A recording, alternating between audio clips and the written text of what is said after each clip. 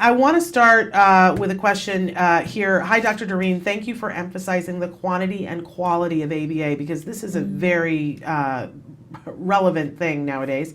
I would like to know, for the best outcome, does the comprehension level of the child matter, or does it matter if we have strong reinforcers? Or does it not matter if we have strong reinforcers? Oh, excuse me. I'm so glad you can read and I can't. No. Sorry. I think what they're asking here is it just all about reinforcement? Yes. And this is a really incredibly important question, and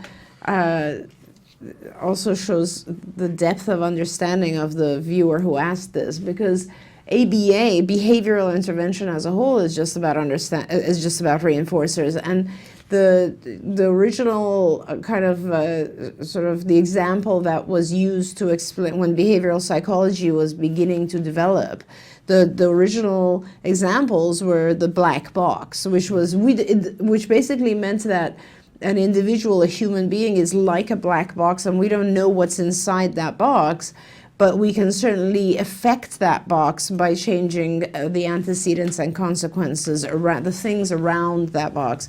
And so pure behaviorists still believe that.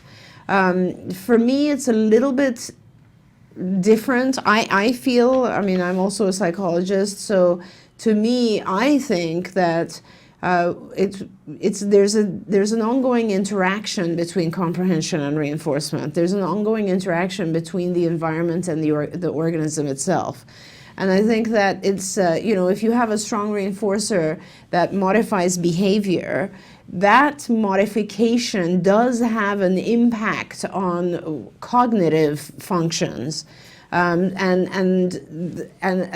vice versa. Cognitive functions, the way we think about things, influence how we react to the reinforcers around us. So for me, there's a continuous cycle there.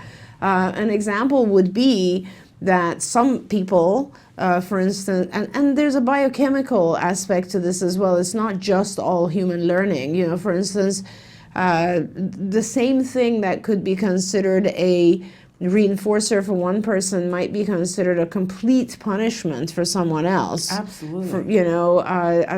What was I watching recently? Some movie that was all about like extreme active thrill seekers, and I was thinking people who go mountain climbing or with these flight suits on and all this sort of stuff, to me that would be complete punishment. And not just because of the fear, but simply because I would get sick from all that movement and motion. And so you know what I always cite? I hate Angry Birds. Okay, there you go. To me, it's torture. And so many people find that Love it. And I can't stand it. It makes me anxious. Absolutely, I feel the same way about Pac-Man. Although I'm kind of addicted to it too, but at the same time. But having said that, so there's definitely, and what influences that is some people are just biochemically thrill seekers, let's say, and others, you see that we already know the brain of the male and female function quite differently, and we have strengths and weaknesses. For some males, it is completely difficult to do certain tasks, so engaging in those tasks is very punishing. So, and for females, vice versa, same thing. So it's kind of an interesting thing that we all have different reinforcers. To go back and just answer your question, I think it's both. I think it matters. The reinforcers are probably extremely important.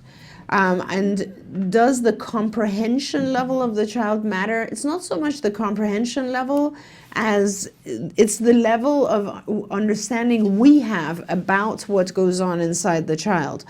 So it's kind of if you're aware of what are the meaningful things to children, or to that particular child, how does this child see the world? How do they receive these reinforcers? Making sure that when we identify, yesterday I was having a conversation with Dr. Daniel Oakley, one of our psychologists here, and he said something, or was it him or was it somebody I was having a conversation with said something about how, no, it couldn't have been him. It was someone else, but it was about the function of behavior. And someone said, I wonder often with very extremely severely autistic individuals if when someone identifies the function of a behavior, if it's correct. Because how do they can't really express to us, and a lot of times someone will just want to identify a function, will identify a label or an object, and all they're really doing is they're noting the presence of those things in their environment, like tacting, and then the behavior analyst might think it's actually a manned function, like they're trying to request that object, whereas they're not really trying to request, so it's actually kind of interesting. We interpret in our kids everything. We interpret what we think is their reinforcer, what we think is appropriate for them, and so on. So as long as we have a good understanding and we are very careful about how we're interpreting the child's reception of those reinforcers, then I guess, then we're in good shape. Okay. But we can't just say that this is a black box and that reinforcer is all. It's not. No. A lot of other stuff matters. How much the individual is sleeping and what they're eating. Yeah. All these different types of factors come into play. And I wonder too, when reading this question, I know that a lot of times people, when they get a diagnosis and they hear about ABA and they hear about how it can be effective enough to reach a point in which an individual is neurotypically indistinguishable from, their peers, we want to know, well, what does it take? And is my child in the right arena? Is my child, and it's really hard to pinpoint, and I know that you probably better than anybody else can look at a child and say, I don't want to put words in your mouth, but I think you have the ability to look at a child and say, this is a child who has the best possible case for outcome. But a lot of times, I think parents want to know, am I going to be one of those people? And is my child too severe to be in that window? Right. Hard to say, though, isn't it? It's very hard to say. A lot of factors change over time. A lot of external factors cause a change in the child. So a lot of things, here are the variables that have something to do with outcome. For instance, your child might come across initially as not understanding, comprehending anything. That doesn't necessarily mean that they're not going to have a positive outcome from ABA. There are so many other things that you have to do. You have to, generally speaking, if I wanted to, and we've done this before, so let's do it again because I think it's an important thing for parents to kind of summarize. In my mind, if it was my child, these are the things I would pay attention to. Okay. I'd want to make sure my child is just basic functions. So like, is he sleeping well? Does he have regular bowel movements? Is there any toxicity in my child? Which basically are a set of tests. I would want to look at his diet. The diets are so bad for so many of our kids right now and us. They produce chronic illness or inflammation, which really leads to chronic illness. And to me, it's really important to make sure that we're doing whatever we can to stabilize the child from many different aspects. One is I want to make sure my kids are sleeping well because I'm about to teach them a ton of stuff. So I want to make sure they're rested, and they can be awake and learn. And then secondly, I want to make sure that they're getting nutrition, which is not causing harm, but is actually making them feel good enough and get them the nutrients they need for their brains to work well and learn and memorize and all that sort of stuff. So those aspects become very important to me. Nutrition is a very important feature here. Then once I have those things under control, I want to learn as much as I can about the sensory input of my child. Like, how do they learn? Some children, most of the kids on the spectrum aren't learning the same as typical kids, which is why they're here. Right. They're learning, one or the other sense is stronger, or sometimes all of the senses are not working as they should. So children might hear things better and learn that way. Others may read and learn that way, or visually memorize things much better. Or sometimes both of those senses are dysregulated and the child has to actually tactile, feel things in order to learn. So there's a lot of that sort of stuff going on, and that's important to know because you take that into consideration as you design a training an ABA program. And then once you have the program, of course, the more intense, the better. I mean, we've published on this. We continue to publish on this.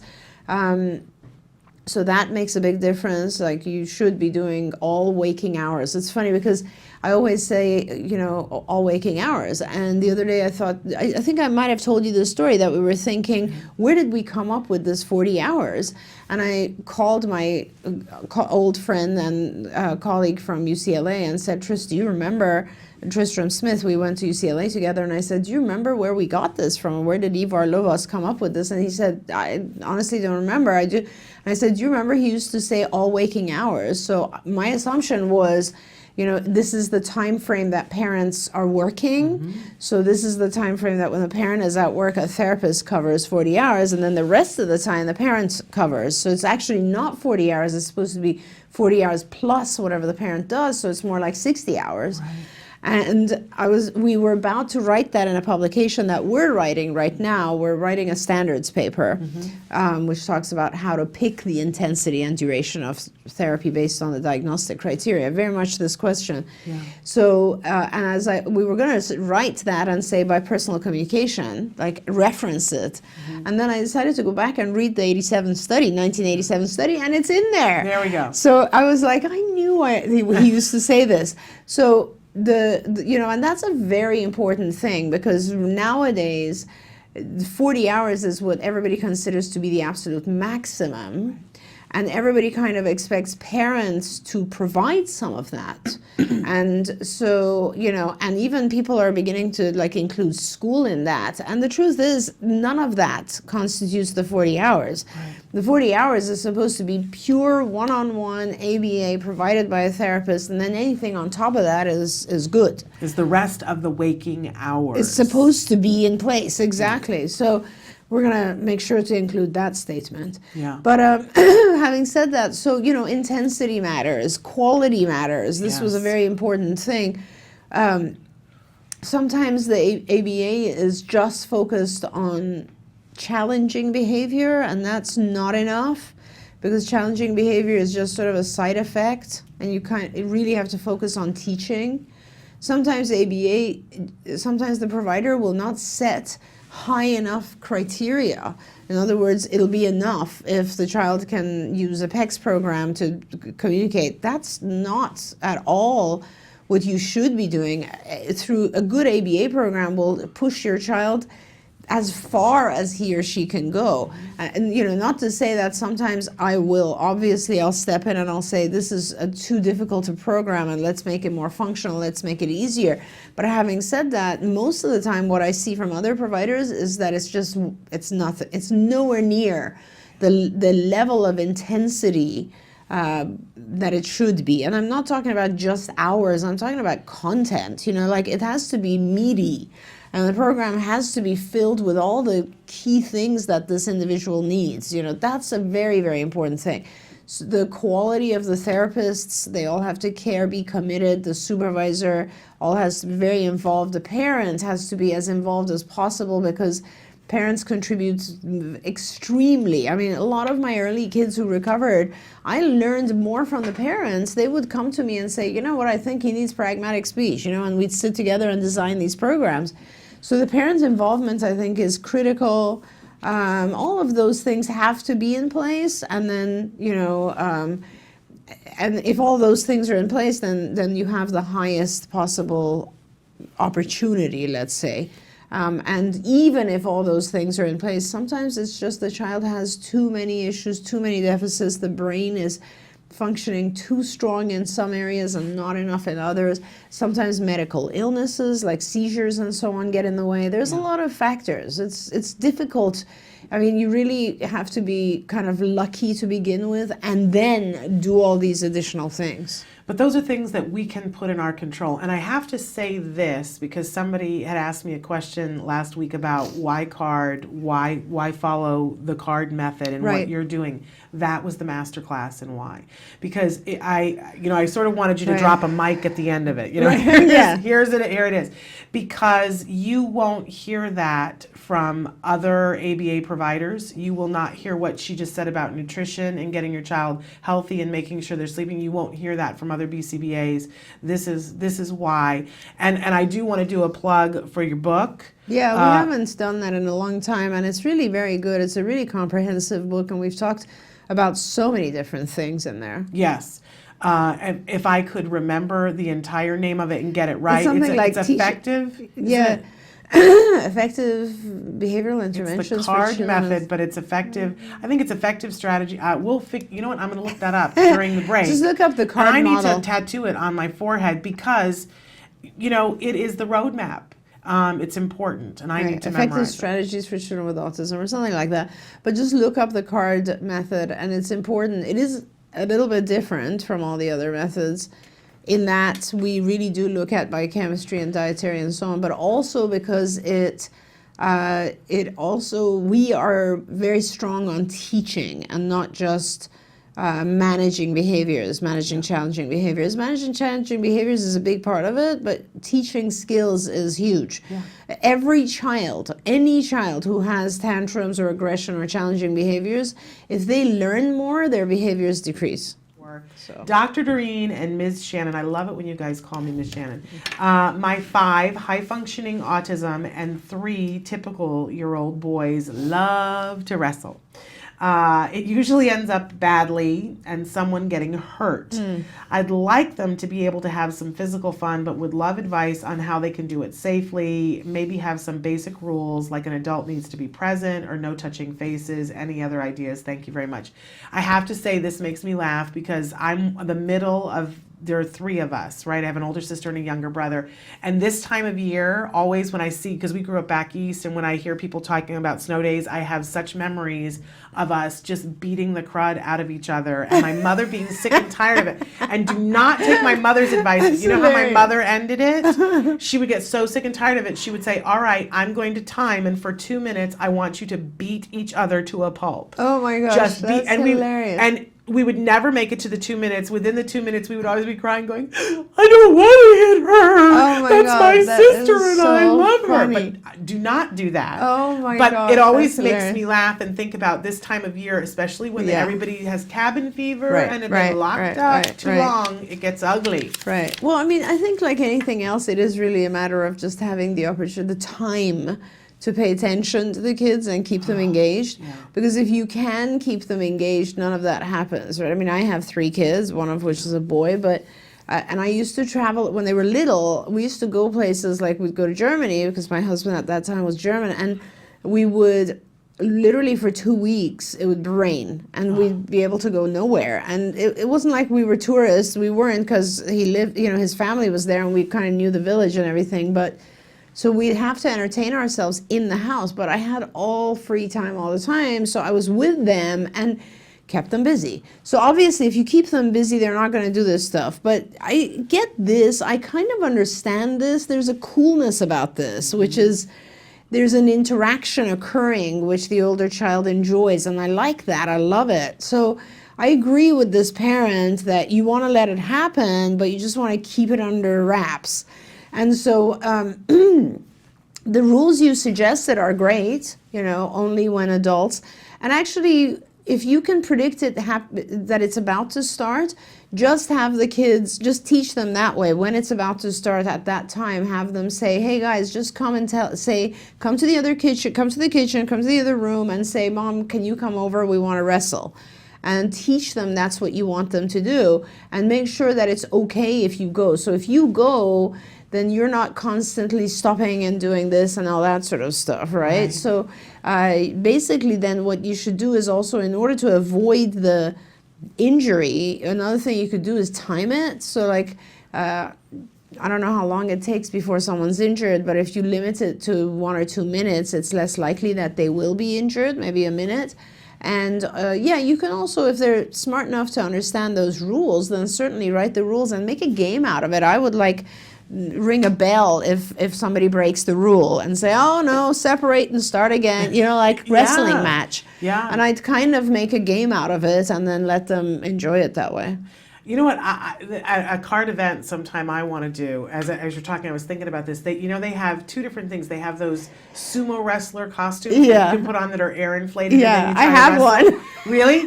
And you really can't hurt each other, but it's a whole lot of fun. You just have to make sure that Best. there's nothing you knock over in a room. You're That's going to break right. a lamp That's or right. something. That's right. And then they have those bubbles that you wear Oh yes. and you Oh play yes. soccer with. Oh yes. And you can rent those. You can even buy them. But you can rent them to play Really? We need to do that at a We card event sometimes. should. Wouldn't that be fun? And I've seen people have a really good time with that. And it gets out all your yayas Yeah. and all that Yeah. aggressive stuff, but it makes it impossible You for know, somebody it's funny, to in our old building, I don't know if you remember, we had a padded room because I don't we remember that. were getting a lot of referrals from regional center for adults who were very, very aggressive. And so we needed a padded room. So the whole room, the floors, everything was completely padded, all the walls. So there was no way the adults could injure themselves. And we would use that room occasionally for that purpose of teaching, and then the adults would get aggressive or upset and they wouldn't be able to hit their head or injure themselves somehow. But a lot of the time when the room wasn't used, we would literally, take kids in there and just like throw each other around and have like, it's fun. a really fun sensory Yes. activity. Yeah, absolutely. Love that. So, because this takes me back, I can remember times when we took the mattresses and rode them down the stairs. Oh gosh, So yes. fun. I mean, there are fun things that you can do to get those yayas Totally. out when you're dealing with snow. All right, good luck. Let us know what happens. May the force be with you. Okay, moving on to high-functioning autistic 8-year-old. What are the basic perspective taking and executive functions we should teach? Isn't this Whoa. a great question? This is a great question, but there's way too many here to respond. So you are the perfect person for skills. You need to go on skills for autism.com. Because skills is actually intended for the high-functioning 8-year-old. That's when I made it, I figured if I can teach every skill up to the age of a typical 8-year-old, then I'm in pretty good shape. And so that's what we have in there. And so everything in there, and you would go in and you would go under the executive functioning curriculum and you'll see many, many, many lessons. And these are lessons that are not just, you want just perspective taking, then you need to also look at the cognition curriculum. So there's two areas, cognition and executive functioning. I would suggest you will look under social skills as well, which is our largest curriculum, and that's got a massive amount of stuff in there. Perspective taking, the cognition curriculum has a whole series of things, because perspective taking is not it's not just one skill, it influences a lot of other things. So for instance, if you can't take someone else's perspective, which taking someone else's perspective in itself, let's talk about that first. Taking someone's perspective in itself involves the understanding of a lot of different things. So we start teaching the child at first to identify their senses. So they would actually have to know how they receive information, like how do you know that? Yeah. Because I saw it, because I heard it, because I just know it, I learned it somewhere, because I overheard it. I mean, there's a lot of different things, because I figured it out, whatever. So that's one lesson. Then it's sensory perspectives. And sensory perspectives are teaching the child the concept that when you learn something, it depends on your particular perspective. So one of the ways we teach that is, for instance, we'll have the child stand behind an object, and then they'll talk about all the things they can see, versus if you take the object away, then their knowledge changes. So there's a whole lesson called sensory perspectives, which really is, there's millions of things within that. I'm like shortening this. And it's so fun. Can I it's just a lot say, of fun. I'm thinking about the 3-year-old and the 5-year-old and how much fun they would have with it. Absolutely. Going through. I remember my mom was visiting when we happened to go through these lessons, and we had a ball. Oh yeah. We had a ball with these lessons. They really are. They're a lot of fun. Like one of them is actually, there's so many. Like there's a million. There's really a million lessons under there.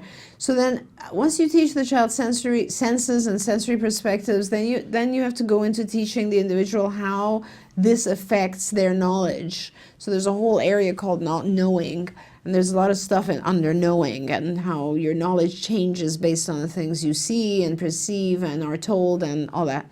And then you have to go into the whole area of beliefs, which is very it's extremely complicated, because then we start now talking about beliefs and false beliefs, and the concept that the things you know could be true or false, and or lies or the reality, and how that affects your belief system.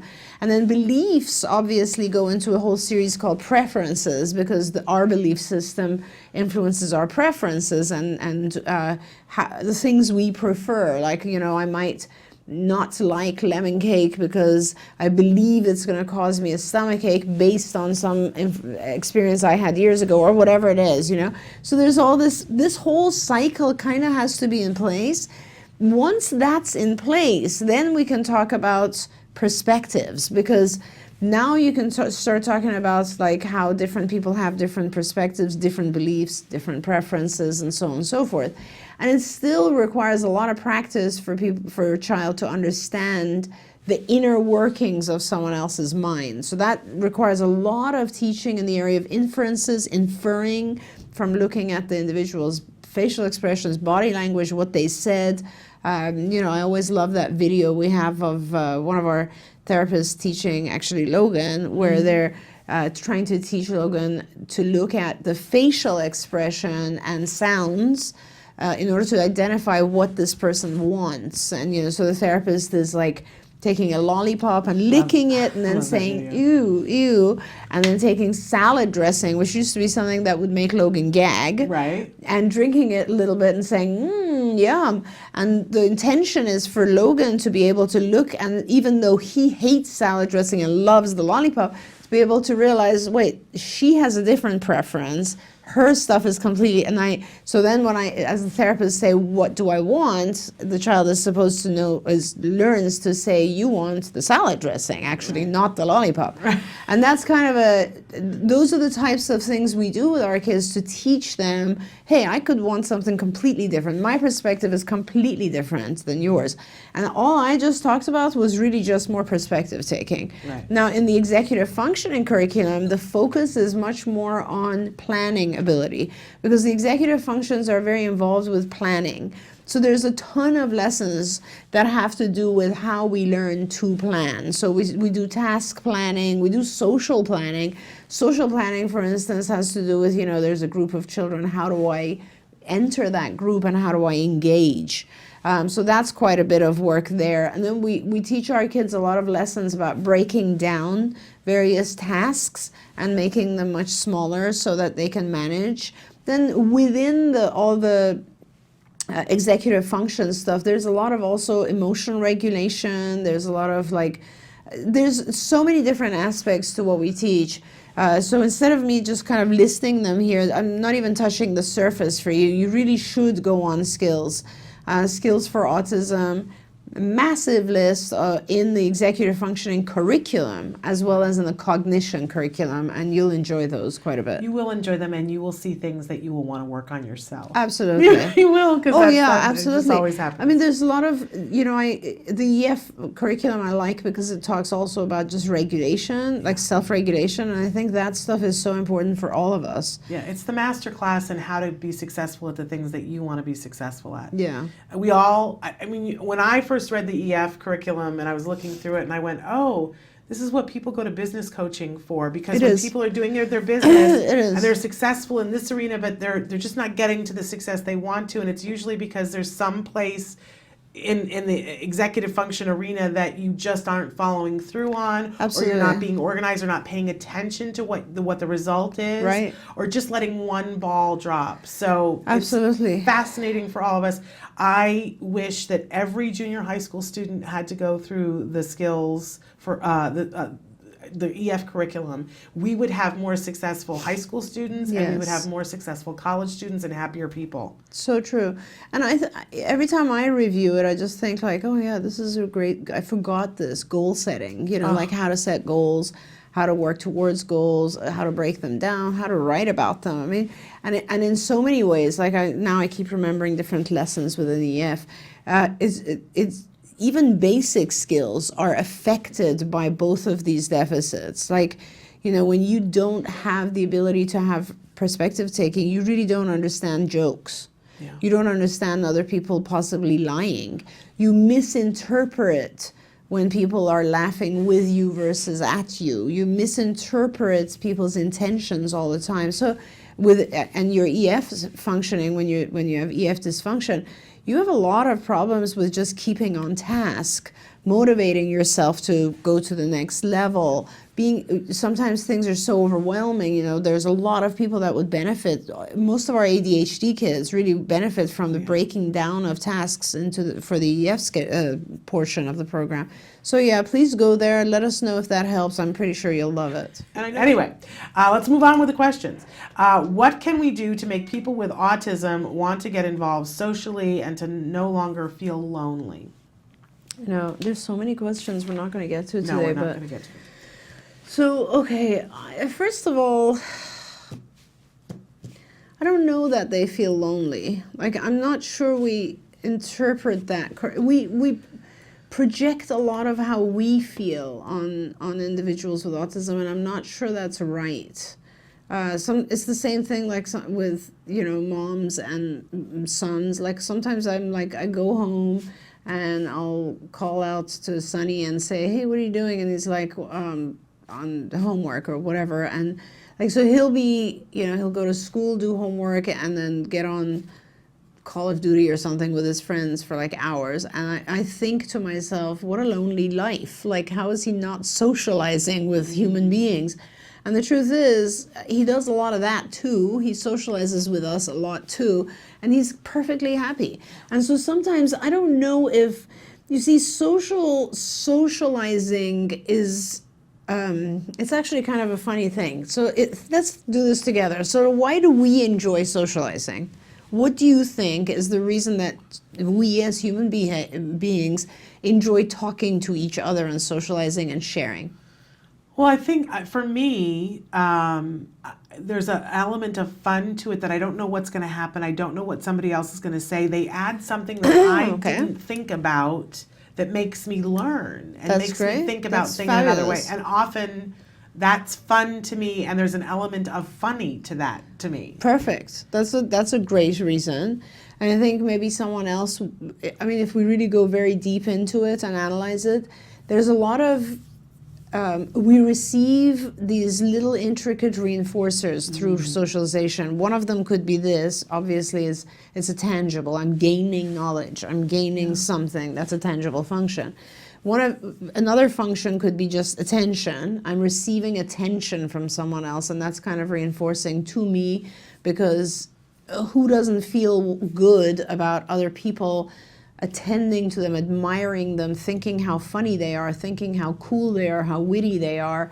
Oh, what a smart thing. So all of that kind of stuff is what we're seeking in social behavior, right? We're seeking all of those types of things, and we're avoiding, that's the escape function, we're avoiding being alone, which, for some reason is feared in humanity, whereas actually being alone is probably an amazing, it is one of the most amazing experiences. We all do, we do. Yes, we do. I am alone. Honest to God, Tuesdays my kids are out with their dad, and so Greg and I get an opportunity to be alone. And we always have we call it date night, but sometimes on Tuesdays there's a hockey game on, Kings, and Greg's like, come on, let's watch it together. I'm like, no, you please go watch it. I so love being alone. Honestly. It's a thing to be, it's just desired. And why is that? It's actually interesting. Why do we crave being alone as moms? Because we never are. So we're deprived of a certain level of loneliness. And then on the other hand, if you're too lonely, you crave any kind of social contact because you feel isolated and alone and all that sort of stuff. So what I'm saying is, I'm not sure our kids go through all that.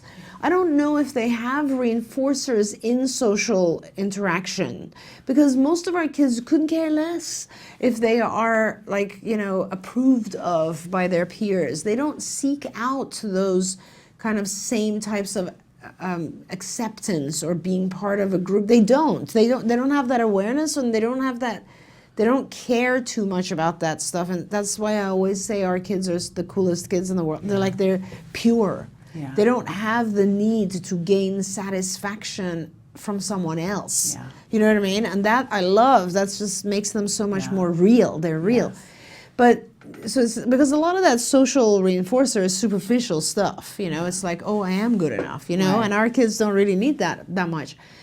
So to some extent you could do two things. You could make the social environment more reinforcing, because clearly it's not, so how do you make the social environment more reinforcing for your child? I don't know, that has to do with every child. Yeah. Like, make sure there's a game or activity involved that is one of the things your child likes to do. So sometimes you'll see kids, boys especially, and they're working on they're doing their own they're doing something on the internet, and they're sitting next to another person, and maybe they'll say 2 words in 20 minutes or in half an hour, but that's social. That's enough for them. That's all they really want, is proximity. Whereas with girls, you have massive verbal interaction going on. It's a very different social atmosphere. Yeah. So you really have to be cognizant of what is enough for your child. Maybe it's sufficient if they engage in their own activity in the presence of others who are also engaging in their own. Or, then you will produce some form of interaction. Now, there's in skills, there's a whole section on social conversation and social interaction. So there's conversation alone. There's so much to learn in order to do social conversation. Everything from being able to take turns and pay attention to the other person adequately, and then, make sure you repair the conversation if it's broken, make sure you can come back to it, make sure you can notice when people are tired of this topic, whatever. There's like a million things around appropriate social communication. So, I'm trying to answer the question as best as I can. I want to kind of say, first of all, don't worry, because sometimes our kids get their reinforcers in other ways, not necessarily social. And I always say this is so important, because look at the future, look at where we're all going. I went to a restaurant with my kids the other day, and we were all talking, and I said, guys, look. And you look around the restaurant, and I swear to you, 9 out of 10 tables are like this. Yeah. So people are not talking as much as they used to. That's just where we're going. Yeah. Not to say they're not socializing, because they might be socializing with their friends. So technology has changed how we socialize. And I think it's really, really important that we take that into consideration. Absolutely. As we teach our kids. So on the one hand, not to worry about it too much. On the other hand, make sure you find things that are more interesting to the child, bring those into the social environment.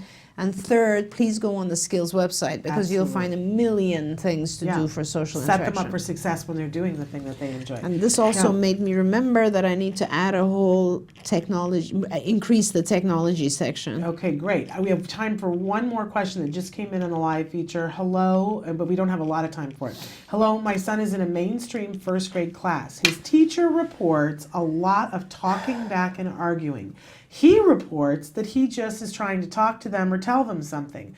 I know he feels like he's not being heard. Do you have any suggestions on how to handle this? Make a time and place when he can make comments, and not after he was giving instructions and they said thank you. I love it. I feel like a lot of the parents who write to us are just already behaviorists. That's a great idea. They're amazing. I would say, yes, first of all, I would have someone observe. I definitely want to get the right story. Yeah. So, and I would have someone observe who's not you, and who's not someone your son will react to necessarily. So maybe a cousin, a friend, someone your son's not going to know right away. And you can set that up with the school, and it's 20 minutes is enough. You just go in and or they might allow you to observe longer. Hopefully they will, because you want to try to catch this situation happening. Yeah. And then, you'll see. So you'll determine what's fair.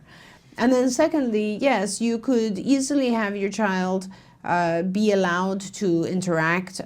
Find out if it's the timing of the interaction that's bothersome to the teacher, or if it's the fact that the child that he just has questions. Yeah. Because sometimes if it's the timing, then certainly you can restrict it and say, oh, you can discuss this later, and you can teach him that. If it's the content, the unfortunate truth is that probably, most teachers don't want to hear it. It's just that simple. They don't want to hear it. And kids are taught to be somewhat submissive in a classroom environment.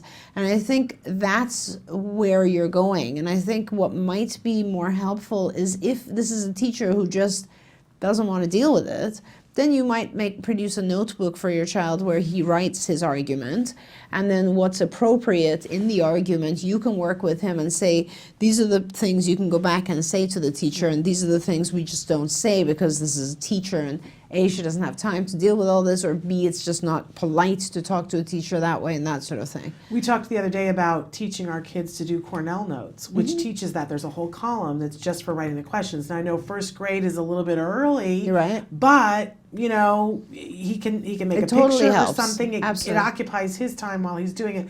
And I want to say this too, just to add on to what you were saying. My son has a very heightened sense of justice.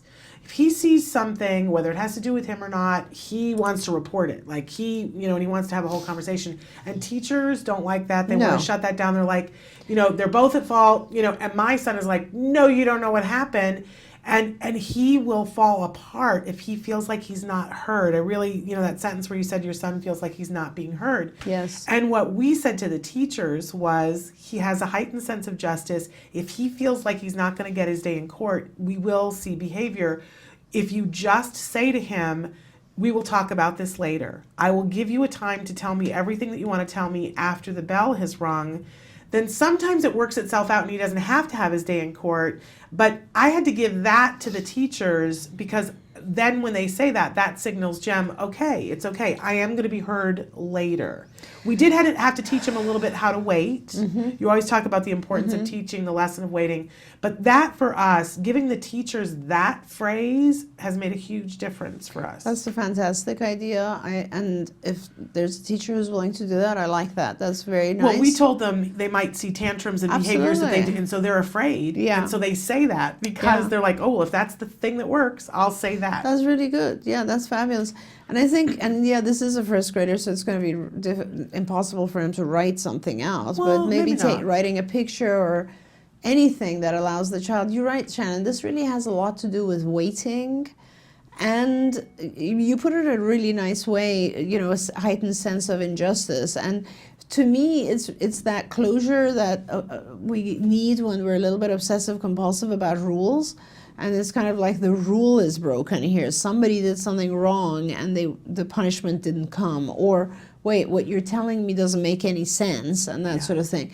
Having said that, I just want to tell this parent this is a really good sign. It's a fantastic thing that your child is doing this because that shows how well he's thinking about things and processing. It's fabulous. It is.